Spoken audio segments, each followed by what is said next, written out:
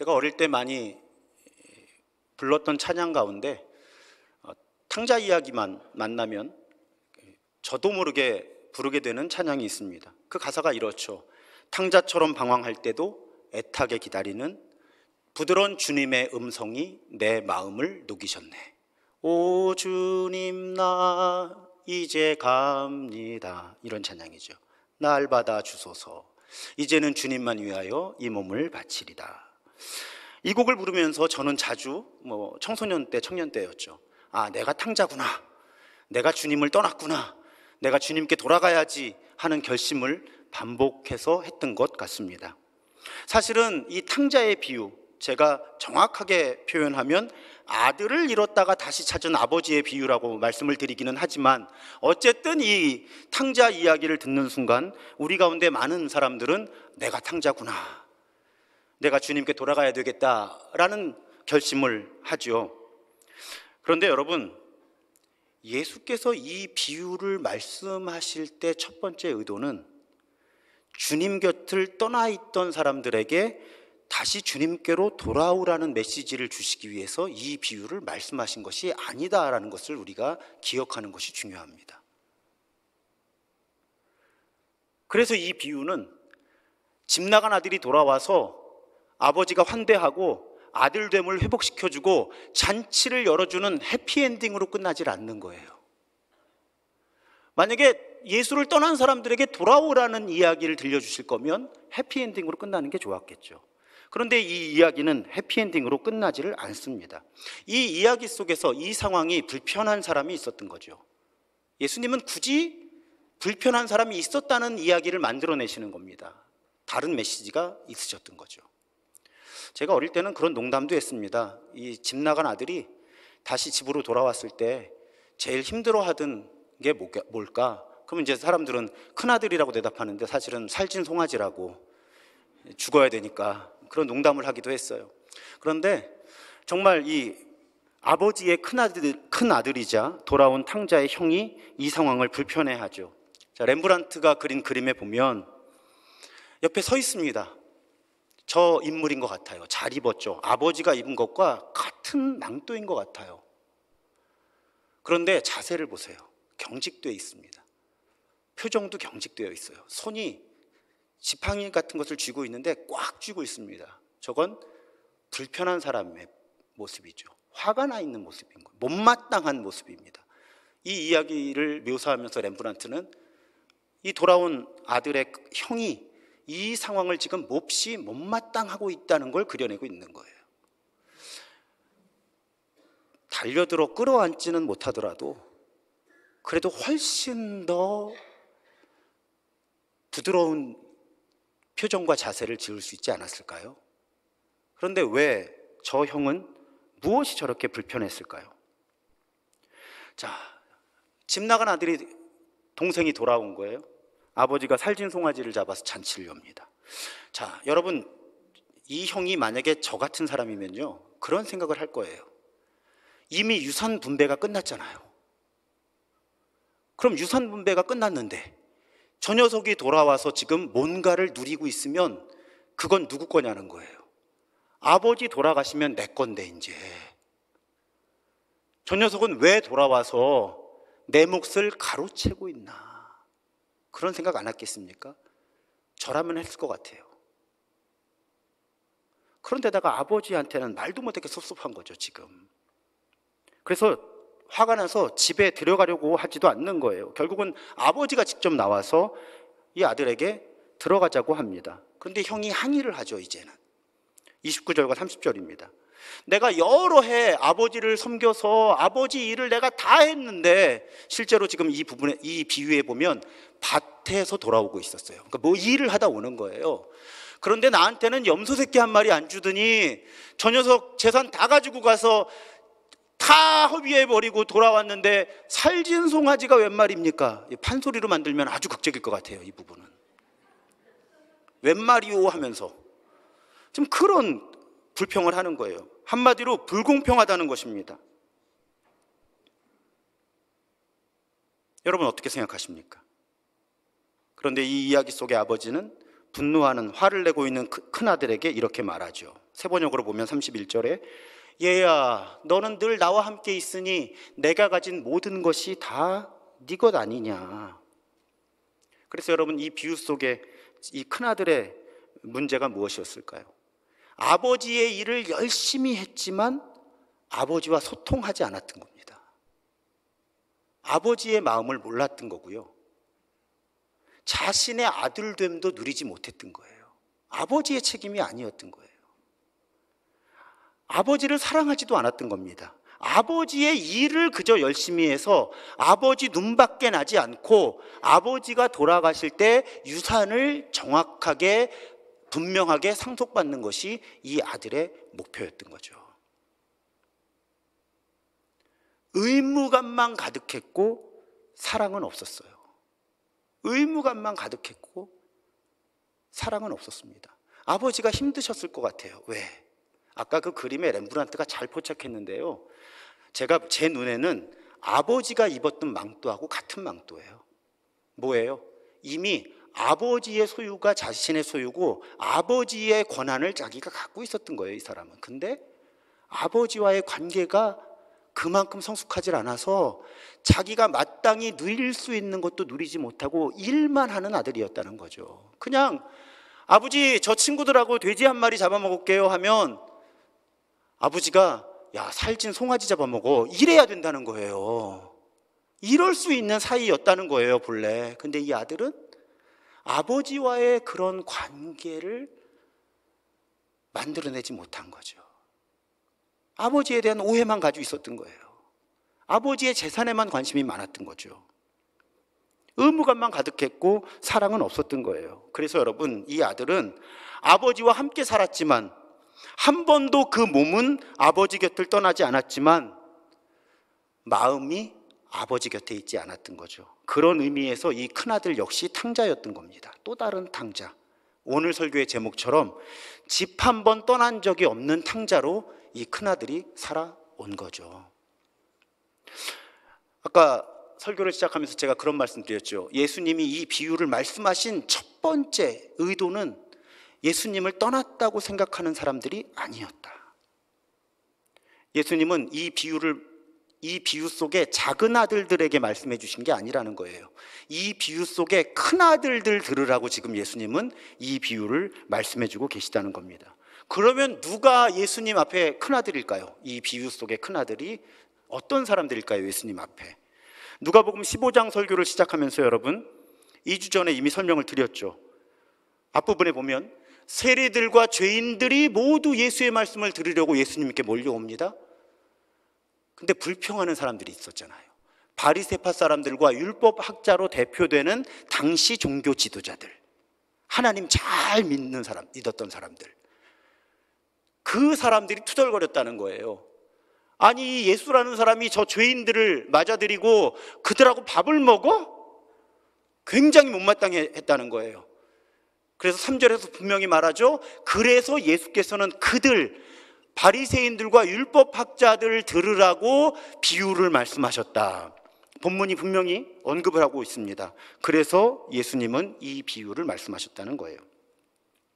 그러니까 이 비유 속에 아버지는 예수님이죠. 그리고 집 나갔다가 돌아온 아들이 당시에 세리와 죄인이라고 불려진 사람들이죠. 그러면 화를 낸 큰아들이 누구죠? 당시 종교 지도자들이 되는 거죠. 바리새파 사람들과 율법학자들. 지금부터는 그냥 바리새인들이라고 제가 그렇게 다 줄여서 설명을 드리겠습니다. 이 바리새인들이 바로 큰아들인 거죠, 이 이야기 속에. 예수님은 이 바리새인들 들으라고 지금 이 얘기를 들려주고 계시다는 거예요. 그러면 이 비유 속의 큰아들하고 이 바리새인들하고 어떤 점에서 공통점이 있었을까요, 여러분? 이 바리새파 사람들은 하나님께서 명령하신 율법을 철저하게 지키는 사람들이었습니다. 철저하게 지킬 뿐 아니라 율법을 만들어내는 사람들이었어요. 하나님이 본래 주셨던 율법에 살을 붙여서 엄청나게 복잡한 율법을 만들고 그 율법을 철저하게 지키는 사람들이었습니다. 스스로를 매우 높은 수준의 영적인, 도덕적인 그런 사람들이라고 여기는 사람들이었어요. 그런데 문제가 있는 거죠. 마치 비유 속의 큰 아들처럼 율법을 열심히 만들어 지키는데 그 율법의 근원이 되는 하나님을 알지 못했던 거예요. 하나님을 알지 못하는 거예요. 하나님의 뜻, 하나님의 마음도 알지 못했고요, 하나님을 사랑하지도 않았던 거예요. 사실은 뭘 사랑했죠? 율법을 사랑한 거죠. 그저 의무감으로 그 율법을 지킨 거예요. 아마 그런 두려움이 있었을 거예요. 이 율법을 지키지 않으면 우리 지옥 가. 그런 두려움. 그런데 기간이 길어지면서 어떤 문제가 생기나요? 이 바리새인들은 자신들이 만든 율법이 하나님이 된 거예요. 자신들이 만든 이 종교적인 규칙이 하나님이 되고요, 그 율법을 만들고 지키는 자기들이 하나님이 된 거죠, 결국은. 왜?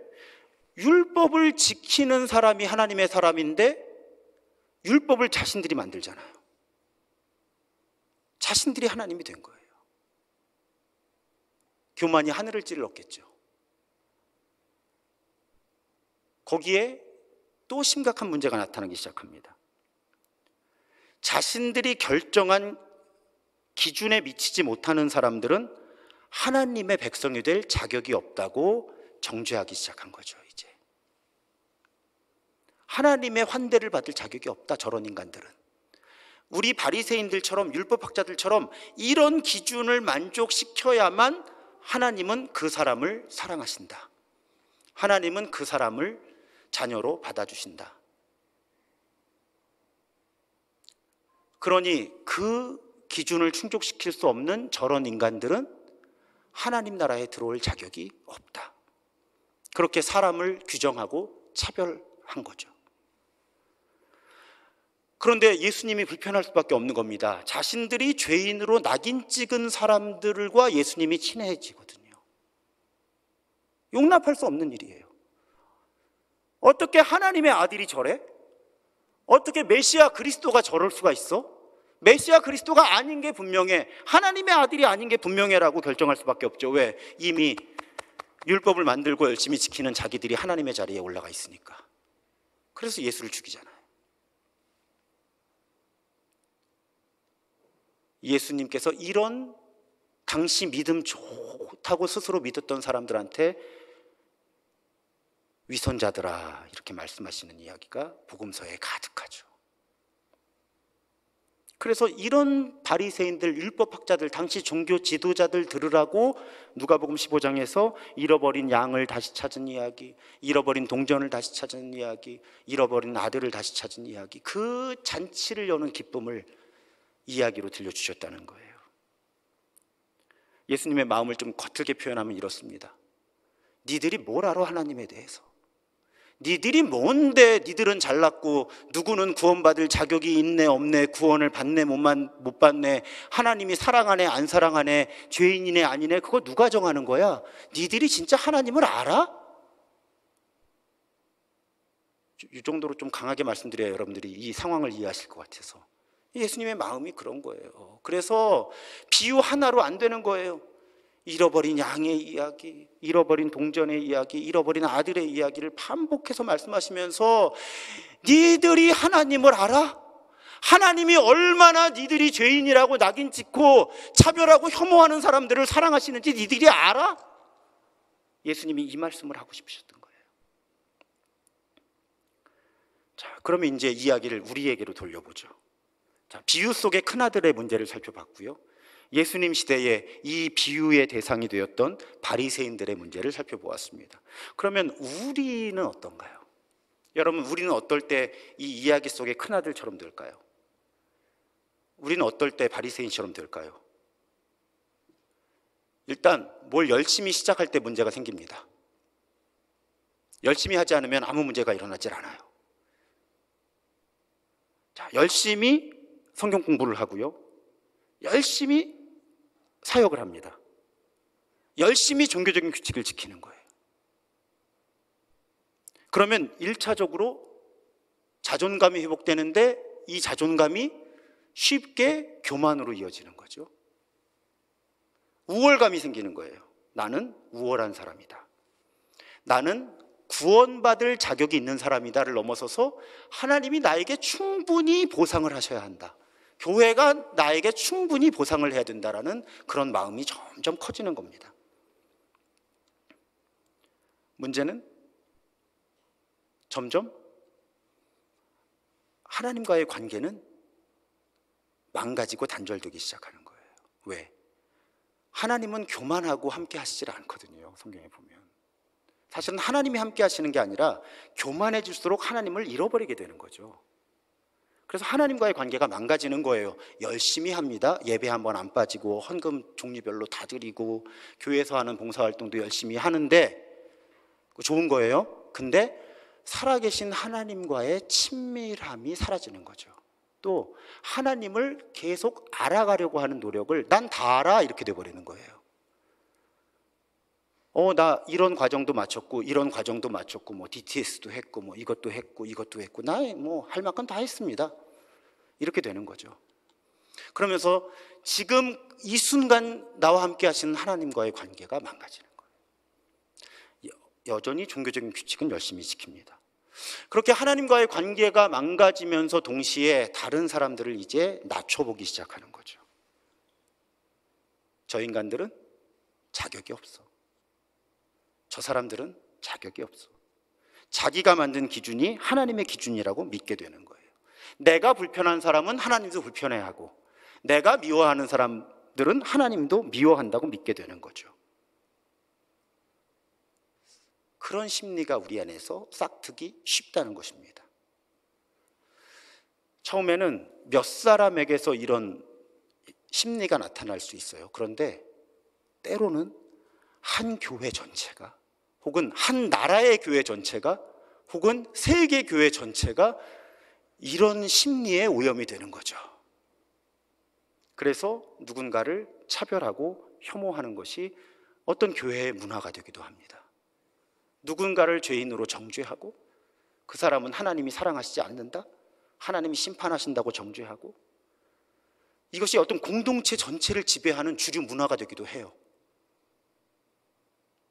예수님 시대가 그랬던 거죠. 당시의 종교 지도자들은 집단적으로 하나님의 환대, 하나님의 사랑과 관계없는 차별과 혐오의 영성으로 가득 차 있으면서도 자신들이 하나님의 뜻대로 분별하고 하나님의 뜻대로 행동하고 있다고 철저하게 믿었던 거죠. 오늘날에 이런 일이 일어나지 않고 있다고 누가 장담할 수 있겠습니까?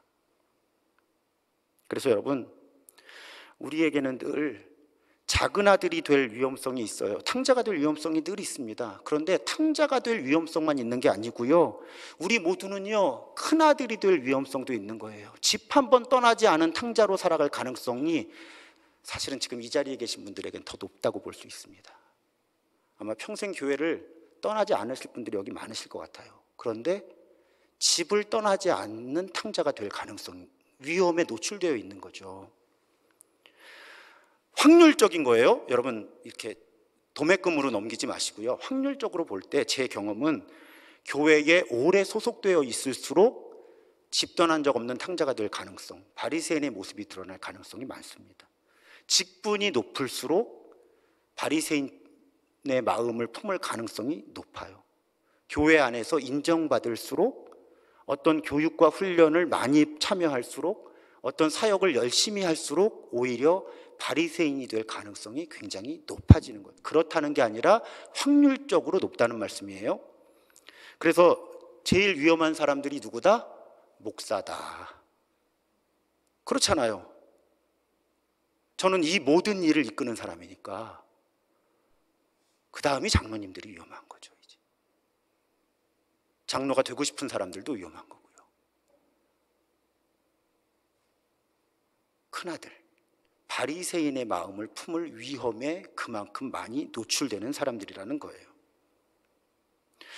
이 부분이 심각한 이유는요, 여러분, 집 떠나는 탕자는 돌아올 가능성이라도 있어요. 왜? 집을 떠나서 어려움을 겪으면 내가 떠난 게 문제구나 하고 돌아온다는 거예요. 그런데 이 집안에 있는 탕자는 환자 맞네요. 환자는 환자죠, 이 사람도. 이 집안에 있는 탕자는 자기가 탕자라는 것도 모르고 평생 살아요. 누가 제일 위험하다고요? 담임 목사. 그렇잖아요. 사태의 심각성을 여러분 이해하셔야 되는 거예요. 이 바리새인들과 율법학자들, 이 종교 지도자들은 자신들이 너무나 믿음이 좋은 사람이어서 예수를 십자가에 못 박거든요. 우리에게서 그런 일이 일어나지 않는다는 보장을 누가 하겠습니까? 이 위험에 우리는 항상 노출되어 있다는 거죠. 그렇게 우리는 교회 안에서 열심히 무언가를 하면서 바리새인이 되어서 나도 불행해지고 남도 불행해지게 할 수 있다는 것입니다.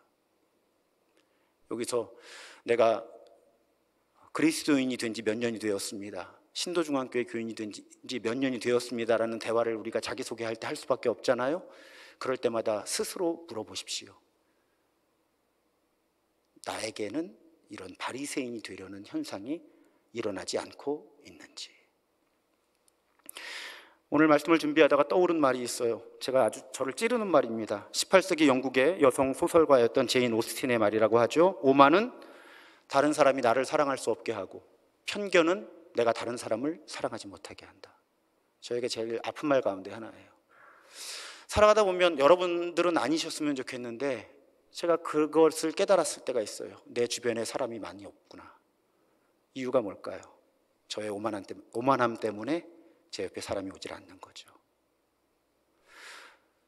또 살아가다가 제가 다른 사람들을 충분히 사랑하지 못하고 느낄 때 살펴보면 저의 편견인 거죠.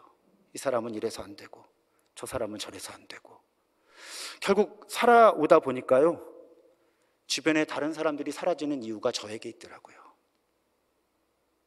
저의 오만함이 다른 사람들로 하여금 저를 사랑할 수 없게 만들고, 저의 편견이 저로 하여금 다른 사람을 사랑할 수 없게 만들더라고요.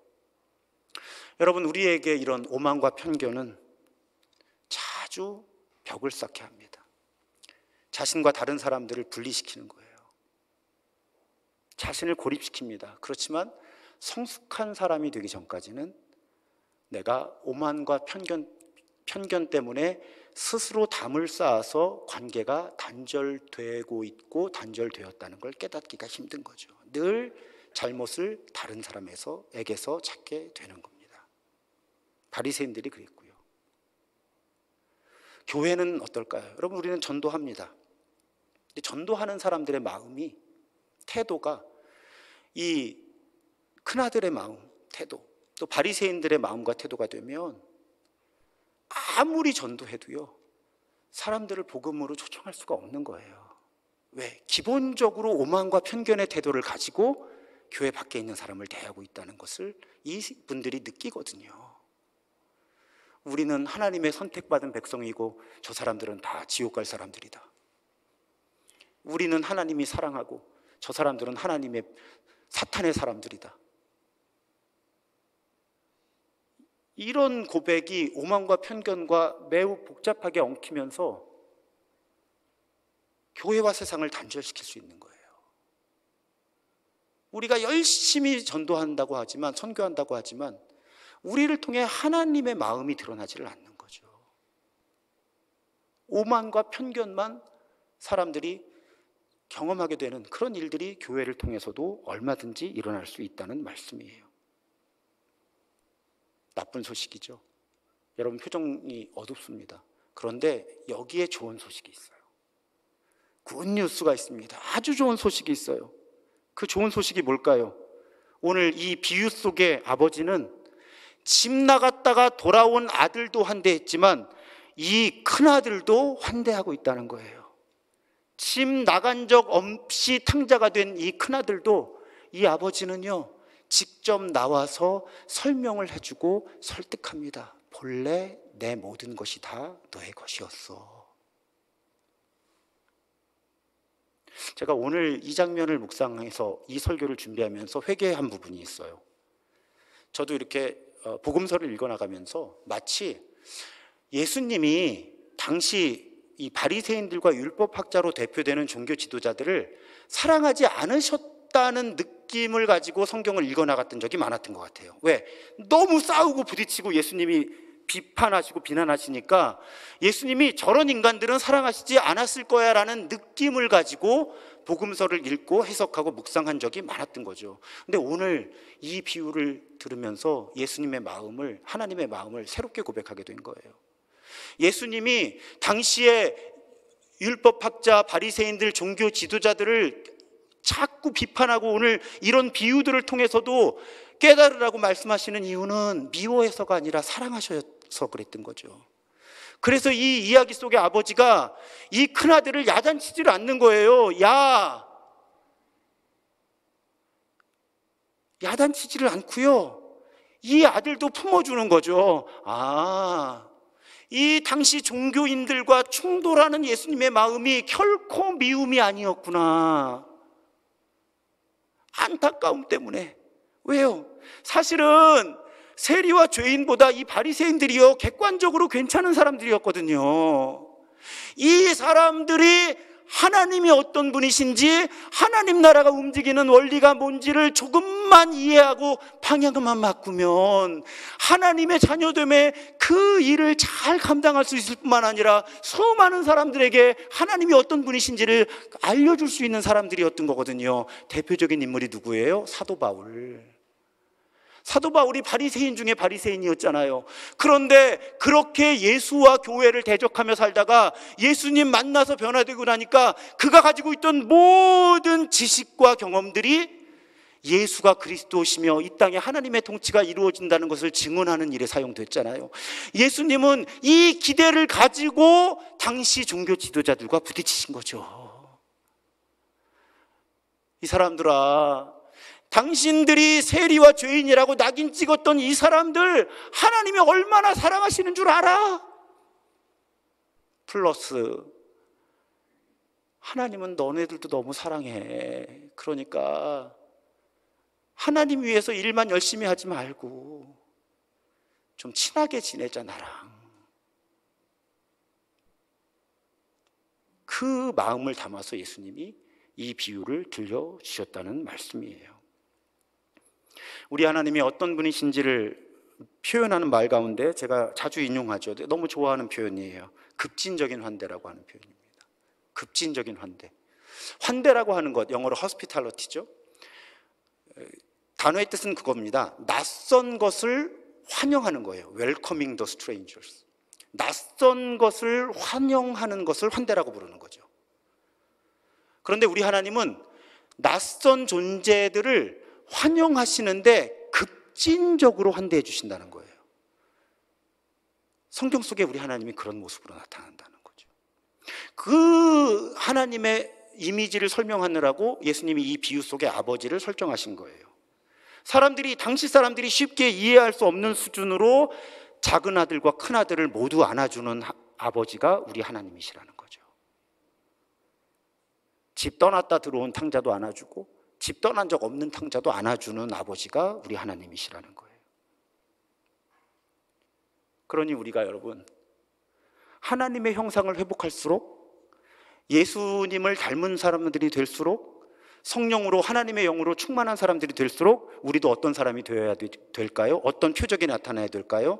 나와 다른 사람들, 나와 낯선 사람들을 환대해 주는 능력이 생기는 것이 영적인 성숙입니다. 아무리 성경 공부를 많이 하고 아무리 영성 훈련을 많이 받고 아무리 헌신 봉사를 많이 한다고 해도 다름을 받아들이는 능력이 좋아지지 않는 건 영적인 성숙이라 부르기 어렵다는 거예요. 왜요? 우리 하나님이 아주 급진적으로 환대하시는 분인데 그 하나님의 모습을 닮아가는 것이 영적인 성숙인데 그런 모습이 표현되지 않으면 그것은 진정한 의미의 영적인 성숙이라고 말하기 어렵다는 것입니다. 그래서 좀 어떤 분에게는 좀 민감할 수 있는 질문이지만 오늘 예수님의 가르침을 설명하기 위해서 이런 질문을 하고 싶어요. 자, 지금 이 자리에 스스로 진보라고 믿으시는 분들, 자기를 진보라고 규정하시는 분들께 여쭤봅니다. 하나님은 보수도 사랑하실까요? 자, 그럼 반대로도 질문을 해야죠. 스스로 이 자리에 자신을 보수라고 규정하시는 분들께 여쭙습니다. 하나님은 진보도 사랑하실까요? 여러분, 이거 흔들리면 안 된다는 거예요. 우리는 입장을 결정할 수는 있습니다. 뭐 진보든 보수든. 그렇지만 마치 하나님은 내 입장과 반대에 서 있는 사람들은 사랑하시지 않는다라는 태도를 가지면 이거는 예수를 따르는 사람들의 모습이 아닌 거죠. 그런데 제가 너무 속상한 건 인터넷에 들어가서 어떤 언론 보도나 이런 거 댓글들을 보거나 어떤 교회들이 어떤 이런 정치를 표현하는 이런 표현들을 보면 마치 하나님은 내 입장만 환대하시고 저 입장은 저주하시는 하나님처럼 그런 차별과 혐오의 언어를 구사하는 그리스도인들과 교회들이 의외로 많다는 것입니다. 그러면 오늘 우리가 읽어내는 이 비유와 성경 전체의 맥락에서 보면 그것은 정당하지 않습니다. 그것은 그리스도인의 모습이 아닙니다. 그것은 성숙한 교회의 모습이 아닌 거예요. 왜? 우리 하나님이 급진적인 환대를 실천하신 분이기 때문에. 그리고 여러분, 우리는 저 십자가라고 하는 우리 하나님의 급진적인 환대를 통해서 구원을 얻은 사람들이거든요. 그런데 어떻게 다른 사람들을 차별하고 혐오합니까? 우리가 급진적인 하나님의 급진적인 환대를 통해서 구원을 얻었는데 어떻게 우리는 그 환대를 실천하지 않느냐는 거예요. 이것은 성숙함의 모습은 적어도 아니라는 것입니다. 여러분 한번 누군가를 떠올려 보세요. 혹은 어떤 그룹을 떠올려 보십시오. 여러분이 구원받을 자격이 없다고 생각하는 사람들이 있습니까? 하나님은 정말 그 사람들을 미워하실까요? 이것을 구분할 수 있어야 우리가 성숙한 교회인 거예요. 여러분, 우리 정의로워야 합니다. 하나님이 공의로우신 하나님이니까. 그래서 우리 옳고 그른 게 분명해야 돼요. 죄와 죄가 아닌 것도 분명하게 규정을 해야 될 때가 있습니다. 그런데 하나님은 죄인도 용납하시고 사랑하신다는 것과 분리시켜서 생각할 수 있어야 성숙함이에요. 이걸 분리를 못 시키는 것이 미숙함입니다. 이 사람이 죄인이다 규정할 수 있어요. 그런데 그 죄인도 하나님이 사랑하신다라는 고백까지 갈 수 있어야 된다는 거죠. 그것이 성숙함인 거예요. 그것이 성숙함인 거예요. 그러니까 여러분, 이걸 구분을 못하면요, 아니 그러면 목사님 저거 옳다는 겁니까? 아니에요. 옳은 게 있고 그른 게 있어요. 정의가 있고 불의가 있어요.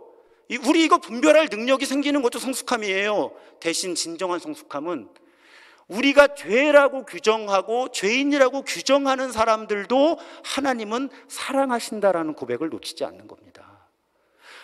오해해서는 안 되는 거예요. 예수님이 죄인의 친구가 되어주신 거지 죄와 친구가 되어주신 게 아니란 말이죠.